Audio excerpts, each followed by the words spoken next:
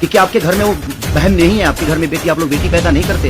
एक मैं आज कलाकार होकर नहीं बात कर रहा हूँ, अभी एक मैं पिता होकर बात कर रहा हूँ। और हर आदमी के घर में एक बेटी होगी, हर आदमी के घर में एक बहन होगी, हर आदमी के घर में एक माँ होगी। रोशन रोही किरण सिंह के पत्नी बनाकर छोड़ रहे थे तो खेसारी लाल यादव ने मुंहतोड़ जवाब दिया है कि आपके घर में भी बहन होगा, बेटी होगा। अगर आपके बहन बेटी को कोई यूज करके छोड़ देगा तो आपको मन कैसा होगा? आज किरण सिंह के पत्नी बनाकर तेरे नाम से बदनाम हो चुका है, काम छोड़वाकर उसे अभी रोड पर छोड़ रहे हैं। ये ना इंसाफी हो रहे हैं। किरण सिंह पूरा दिलो जान से अगर तुझे पसंद किया है तो उनसे शादी करो। अगर उससे बीच रास्ते पर छोड़ते हैं तो जरा सोच के देखिए कि अगर आपको बहन बेटी के साथ तो कोई ऐसा करेगा तो क्या होगा।